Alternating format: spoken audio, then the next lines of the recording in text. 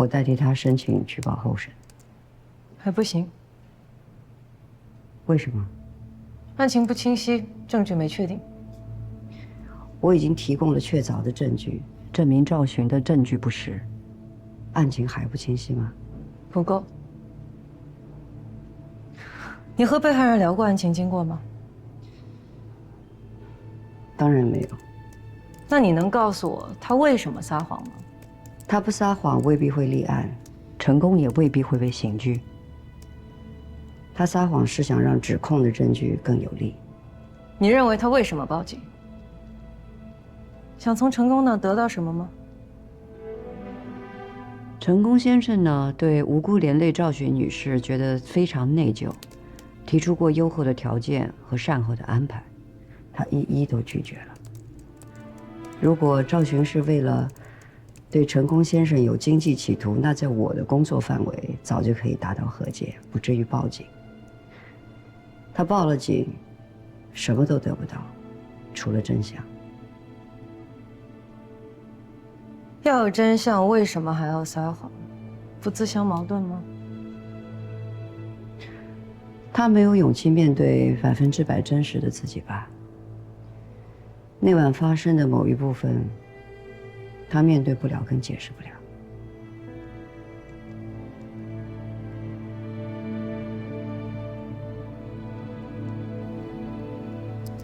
我明天还会再来，谢谢。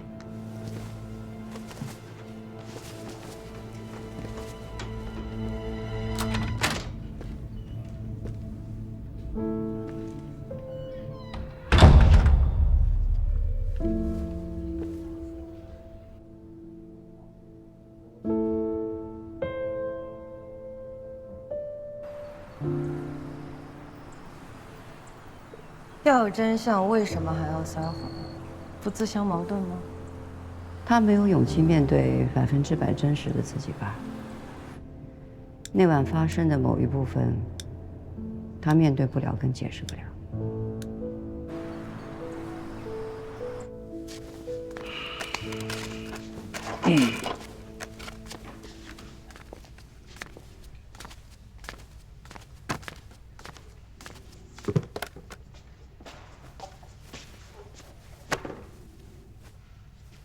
把头给我揉了。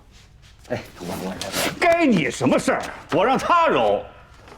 我不管他外边是什么名人，来了这儿就得守这儿的规矩。何况，哼，这还是个强奸犯。我可以给你揉，但你不能这么叫我。我不是。怎么着啊？啊？这儿吸毒贩毒的，绑架诈骗的，来这儿谁不跟明镜一样？怎么着？冤枉你了，强奸犯？我不会在这儿待多久的，很快就能证明我的清白。别那么叫我。要我说呀，这哥们儿保不齐还真是让人设局给冤进来了。你们看，这身材，这长相，还用他强奸吗？别人强奸他还差不多。看我说，你就是不懂，人不可貌相啊！别看他长这个模样，那不定他心里多变态呢。哼，到这儿还装来。什么意思啊？啊，强奸犯！给老子捡起来！我跟你说话呢，强奸犯，给老子捡起来！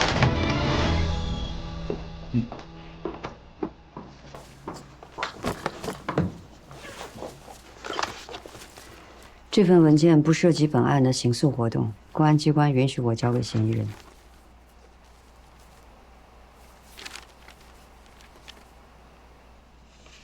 行，没问题，我先拿去消毒，然后让内提递给他。谢谢。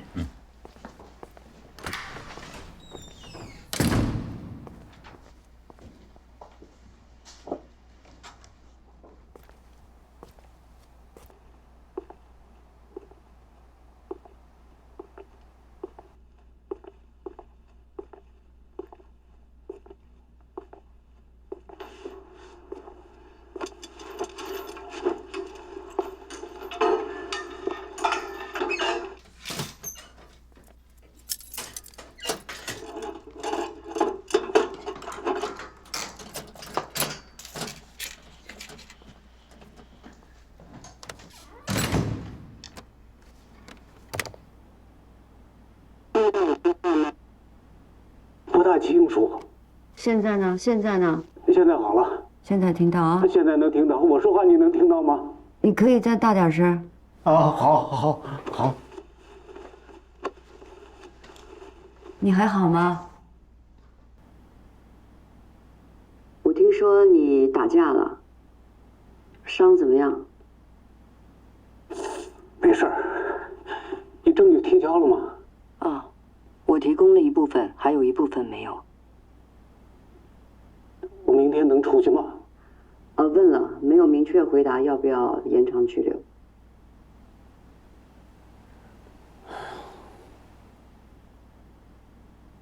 我也不敢问你公司的情况，我自己也不敢想。公司的情况还可以，新路把局面控制住了，但是股票跳水狂跌，机构催缴保证金，否则的话，强行平仓。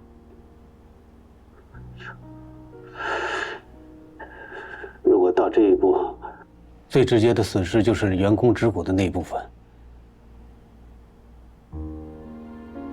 你告诉新路，必要的时候可以动用我自己的私人账户，不能让员工的利益受损，因为这都是我的错，不能让别人背锅。新路已经这么做了，他昨天从自己的账户拿出5000万交给信托，所以稳住了机构和公司的人心，员工的利益不会受到损害，你放心。他动了自己的私人账户，5000万。行啊，是我老婆。其实有你们在，我没什么放心不放心的。待在这里边最大的好处就是两耳不闻窗外事，什么都不用想。林看，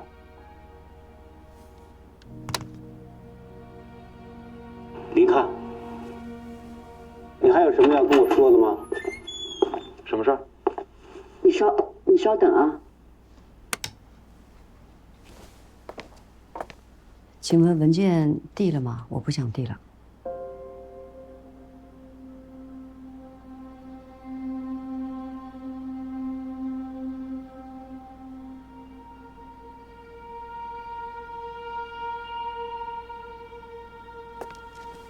怎么了？出什么事儿了吗？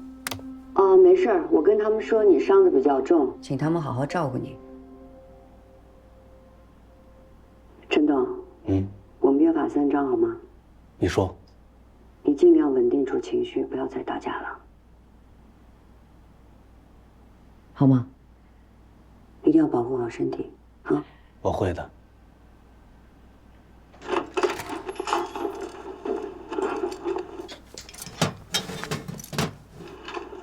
你看，公司有任何事情，你第一时间要告诉我，啊？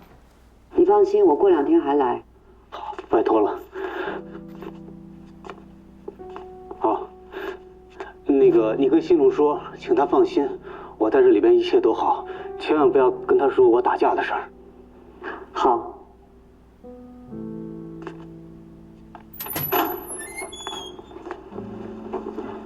你的文件。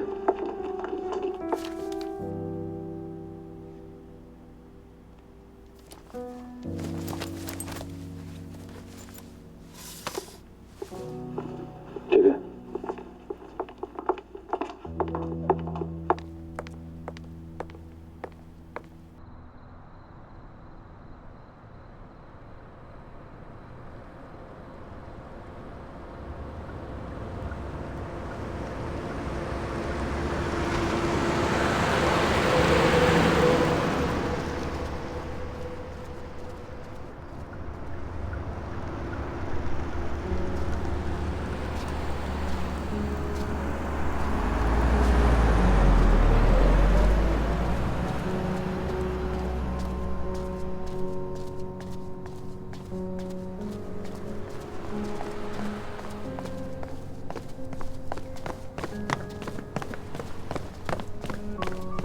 赵璇，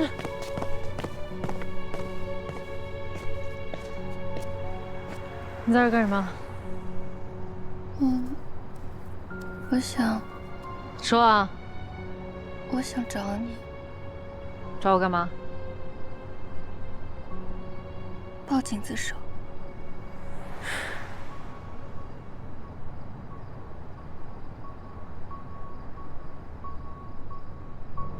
坦白告诉我，你到底撒了多少谎？哪些关键情节撒了谎？醒酒的时间点，其他没有。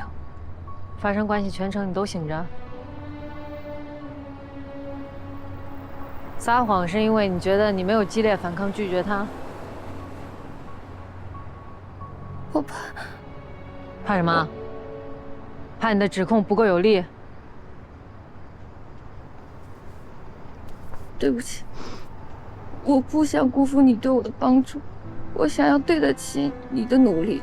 你没有对不起我，你对不起的人是你自己。我帮你不是为了你预设的某个事实，而是想让你说出自己内心的真相。你报警指控也不是为了满足别人，而是为自己发声。哪怕那些话、那个声音它不符合别人的希望，知道吗？我的行为损害了您在警队的威信，触犯了法律。我做了伪证，心甘情愿接受一切惩罚。请你抓我。12点20，你为什么打电话给前台让人送酒上楼？只要一有人来，我就能趁机逃跑。你不是一点反抗都没有做过？我有，我去卫生间洗澡，就是想找机会逃跑。可是他一直在门口，我根本逃不走。喊人送酒上楼也是这个目的，可也失败了。那是我最后一次机会。你想过办法，做过努力。事发当时、过后、此刻、未来，你都坚持主张自己被侵犯，指控他强奸，是吗？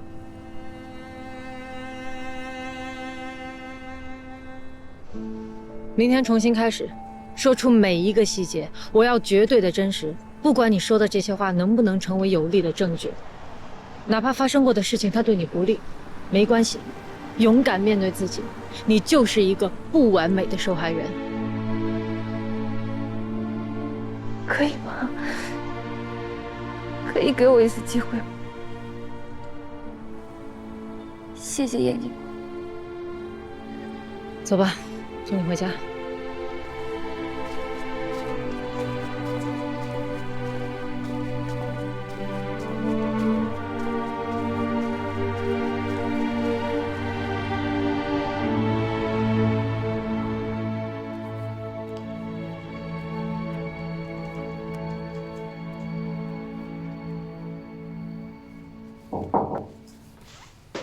啊，进来。师傅，还不走啊？别看了，您也没走啊？回来取点东西。还有工作？没有了。那走吧。好。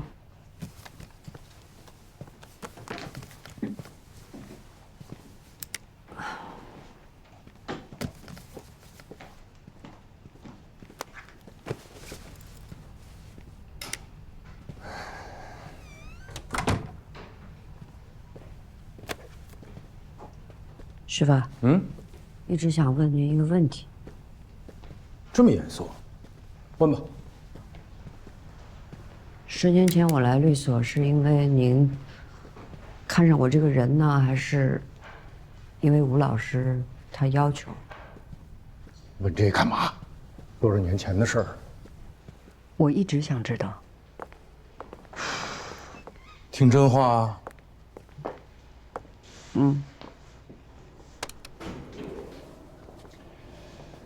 当然是他要求我，他命令我录用你，不容拒绝，不容反抗。完全没有因为我的一点点才能吗？当然没有。当年你有多优秀啊？比你成绩、简历漂亮的人多的是，哈佛、斯坦福、哥伦比亚法学院博士，哪个不比你强啊？凭什么要用你？要不是吴老强塞，我还没说完呢。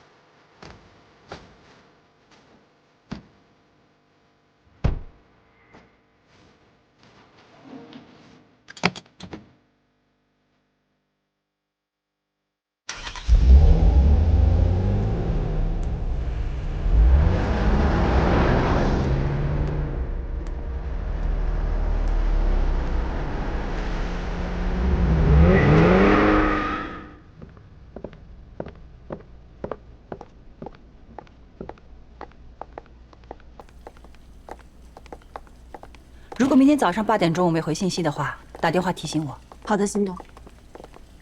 辛董，这些文件还要麻烦您再看一下。那我先拿回家看吧。好，拿一下，谢谢。谢谢。这2天辛苦了，晚安。辛董，我想谢谢您，您用自己的钱给员工持股计划补仓，我就不用破产了。还有我妈的退休金就保住了，谢谢您。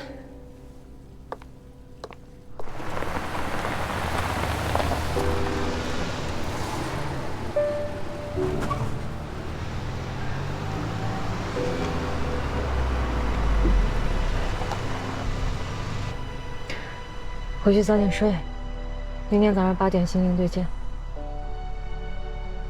去吧。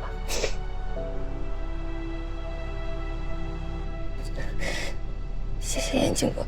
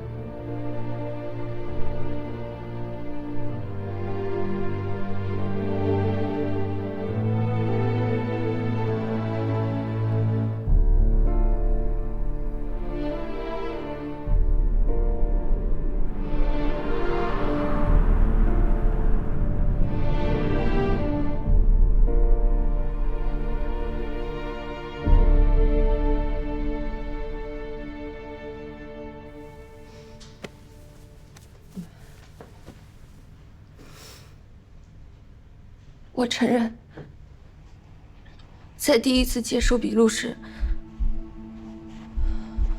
何时清醒的时间点上，我向公安机关撒了谎，提供了虚假证词，妨碍了司法公正。那就用真实陈述来纠错。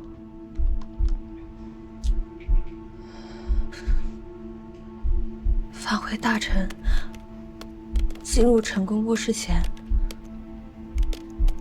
我恢复了一点模糊意识，清醒过来是在他床上。是被他清醒的吗？是。我一下彻底清醒过来。但是你的想法是什么？立刻离开。你对他表达你的想法了吗？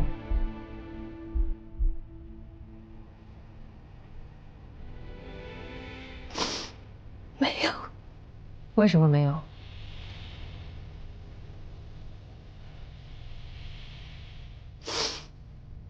没办法当面拒绝他。为什么不能当面拒绝？因为我做不到。你想离开，但是又无法当面拒绝，那你做了什么？我3次想办法试图离开，最后一次几乎成了。第一次我意识模糊没全醒，但后来我认出了董事长楼层长长的走廊。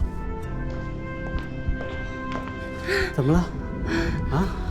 好晕，送我回家。好好好，别急，来。哎呀，再次确认赵寻在卧室门外跟你说了什么？他说我腿软，站不住，你抱我。他真这样说？是的，他还用手撑住门框，所以我把他抱进了卧室。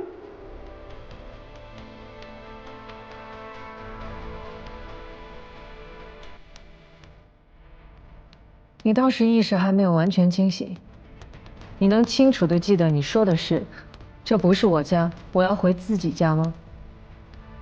记得，我那个时候认出那是他卧室门，我心里已经，我记得这件事儿。这个细节里，双方必有一方在说谎。哎呀，咱们是死无对证。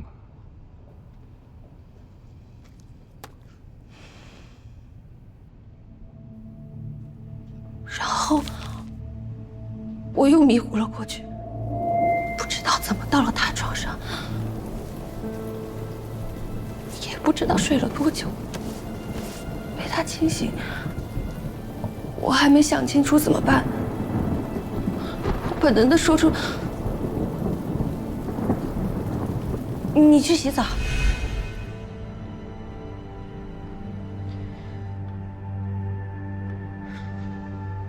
他记得一点都没错。我打完电话到床上亲醒他，他一张嘴就说：“你快去洗澡。”你怎么理解这句话？严警官，如果你是男人的话，你会怎么理解这句话呢？一个女人躺在一个男人的床上，让他先去洗澡，这难道不是许可对方可以进一步的暗示吗？除此之外，还会有别的解释吗？如果有的话，请不吝赐教。我想他去洗澡，就能趁他进卫生间，不声不响的悄悄离开。他察觉到你想趁机离开的企图吗？他笑着说：“我已经洗过了。”那我去洗。哎，哎呀！撞疼了吧？我这里大，你第一次来，你会迷路的。我带你去卫生间啊。不用。啊？你拿包干什么？里面有洗漱用品。哎呀，我那里边什么都有。不要。我知道，第二次想离开的计划失败了。你当时有意识到你的这句话，反而还起了反作用，被对方理解成另外一种意思，认为是你的暗示默许吗？所以我必须立刻离开他，离开那张床，争取一个自己独处的时间空间，再找一个别的办法。哎，锁得可真快啊！这把门还锁了呢。要不要我进去帮你洗啊？啊？不要！我不介意再洗一次。啊？那好，我帮你做一杯蜂蜜柠檬水解酒，你慢慢洗啊。啊。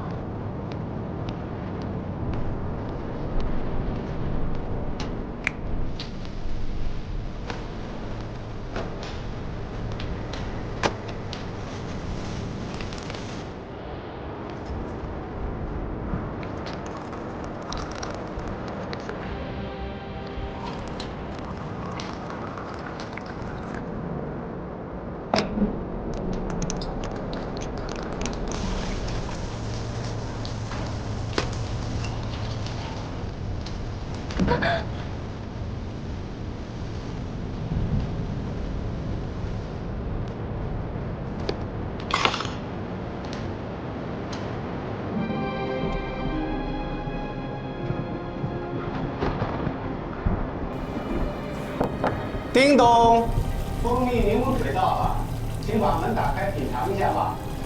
哦，我一会儿再喝。哎呀，你刚喝完酒不能洗时间太长了，小心晕倒。你把水先喝了，解酒。你放心，我不进去，你把水拿进去吧。我一会儿出来再喝。活吧。那你快点啊！啊。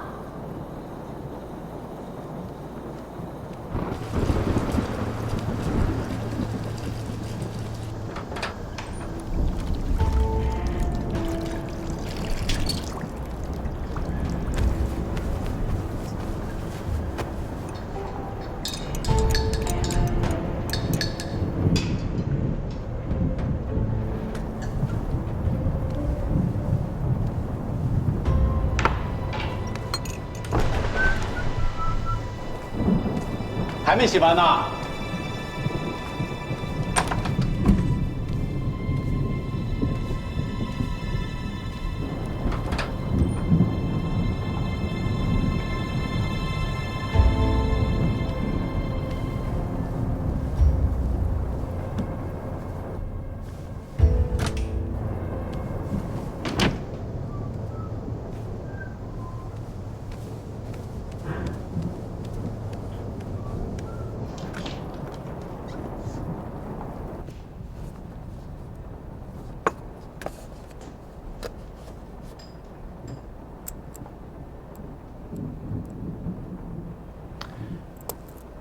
赵群，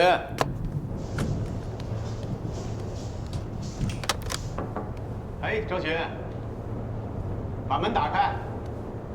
你猜我发现一个什么好东西啊？有个小礼物送给你，你一定会喜欢的。我再洗一会儿。哎呀，你怎么这么磨叽啊？你要把自己洗得多香啊！啊？没有，我再洗一会儿。你快点啊！你肯定会喜欢这个东西的。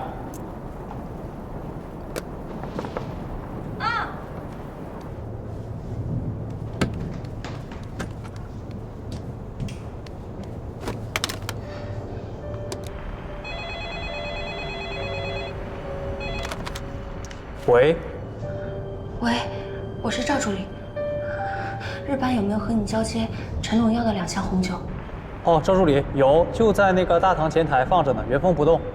请立刻送上来，现在，马上。哦，好，好，好，赵助理，你稍等，我马上给你送上来，几分钟。尽快。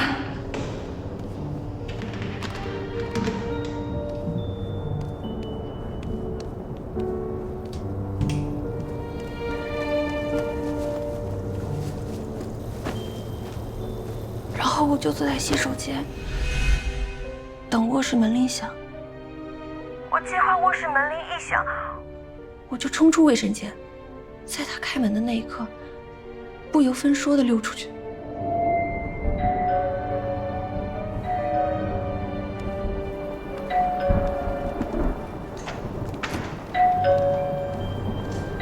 谁啊？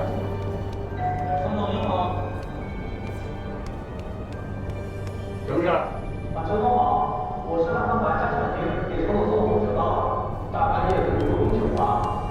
你有病吧你？下去。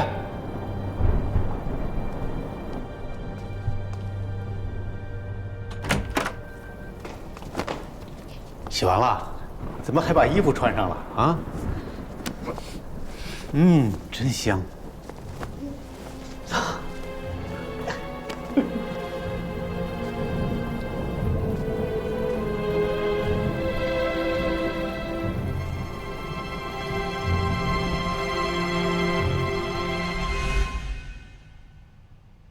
我知道躲了3个月，这一次躲不过去了。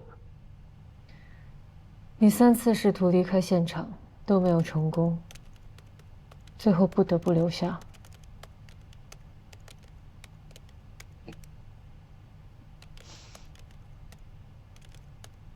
之后你还做过离开现场的努力吗？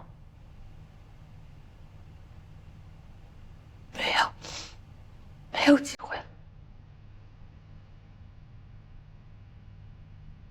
此后发生性关系的过程中，你有没有说过什么话，做过什么动作，表示过拒绝反抗？他没有。我没有。那半个小时里，你的态度是配合还是抵触？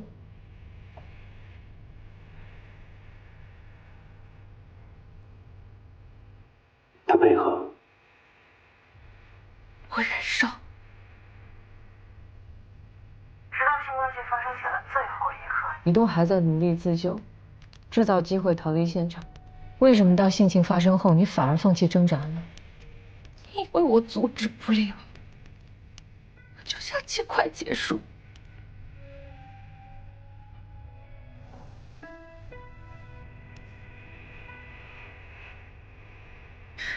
他对你动作言语粗暴吗？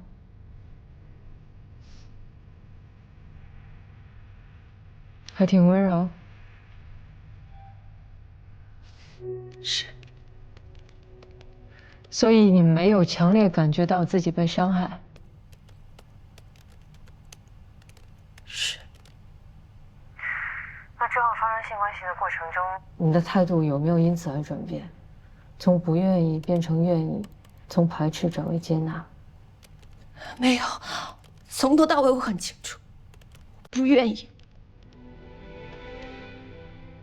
内心再不情愿，也没有在这半个小时里以任何方式表示过拒绝或者是反抗。你是怕他吗？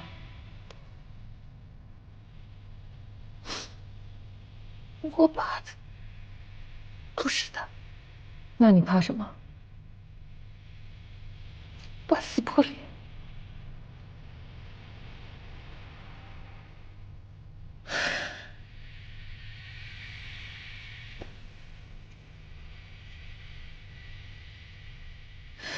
为什么撕破脸是比身体被侵害更糟糕的选项？被侵害是比自己退一步。那撕破脸呢？那是绝路。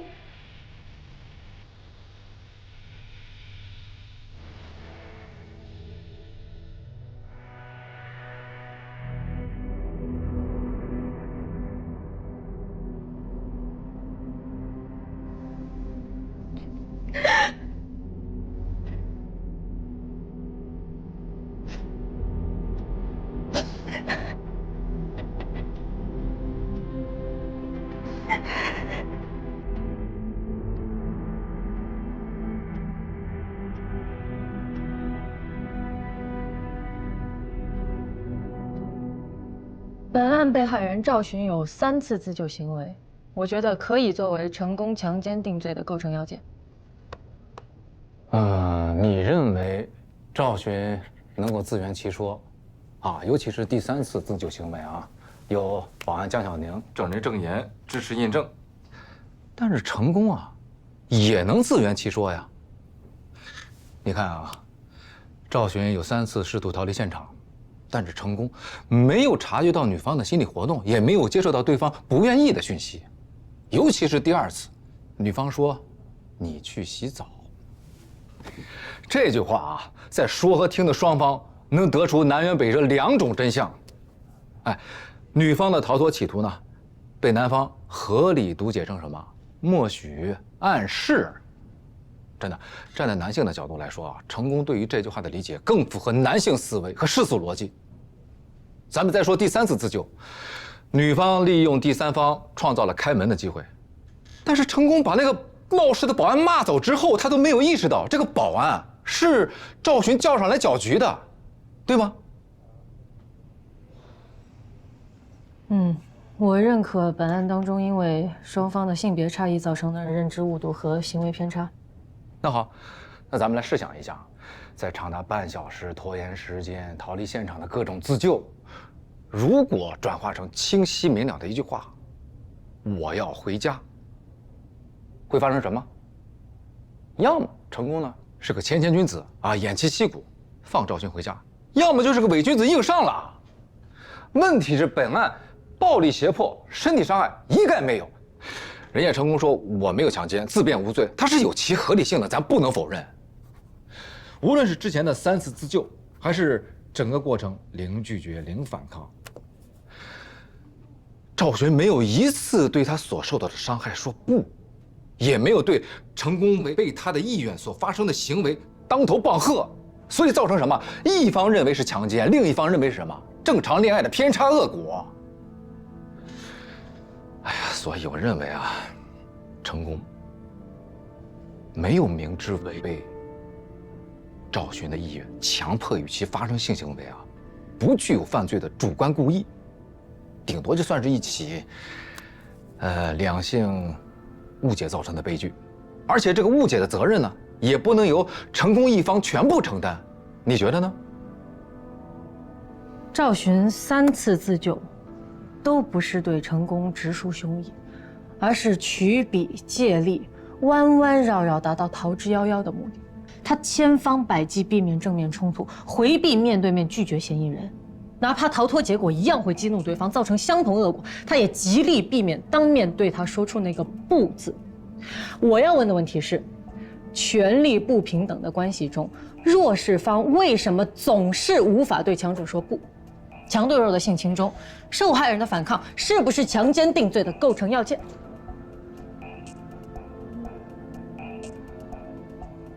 你看啊，嫌疑人与受害人，总裁和助理，高位对低位，豪华写字楼里面的私人卧室，封闭空间，符合强势一方利用教养、从属职权及孤立无援的环境条件进行挟制，迫使弱势一方被迫屈从、不敢抗拒的强奸定罪。当权力关系发生作用时，处于弱势一方的女性，她忌惮的不只是对方的身体力量，还有社会对她名誉贞操严苛的道德审查，以及强者手中的权力能够操纵她的一切方面，职场升迁、人际关系、恋爱婚姻。受害人不敢反抗，不敢拒绝，不是被有形的力量束缚，而是困于无形却无处不在的权力。这种情况下发生的性侵，即使是温柔的，它也是强奸。同意。被权力和精神控制，以不对等地位胁迫下的性侵，在司法实践中它不易被认定，因为它有别于暴力强奸案的黑白分明。但我们法律要保护的，不只是那些以命相搏、宁死不屈的女性，还有胆怯懦弱、忍受侮辱的女性。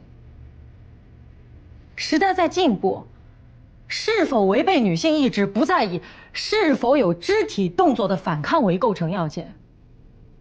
哎，我们不能像古人要求烈妇烈女那样去要求当代女性，而且刑法理论也没有将受害人的反抗视为违背受害人意志的构成要件，对吧？同意。本案受害人即使在性行为中缺乏反抗证据，但是3次自救未遂，足以证明他不是出于自愿。我坚持认为，强奸定罪成立。同意。同意。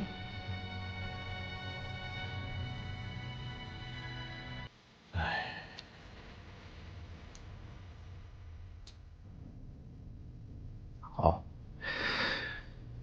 你说的也有道理，那就继续推进侦查。行。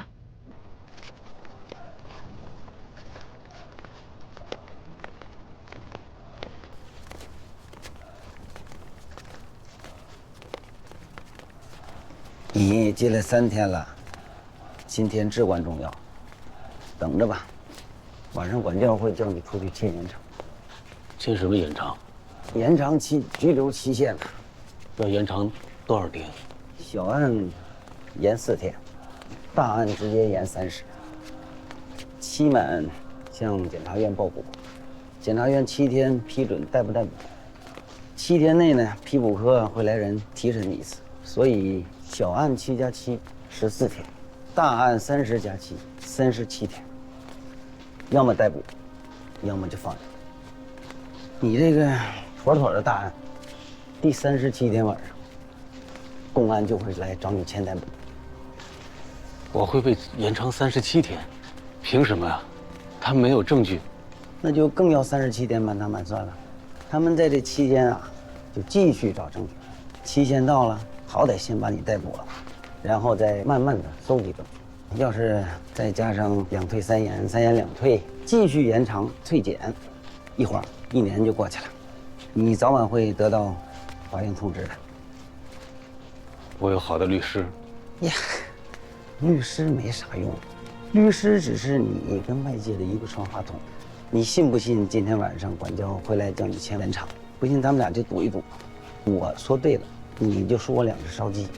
我说错了呢，我就帮你洗一次衣服。我劝你啊，做好这个长期抗战的准备。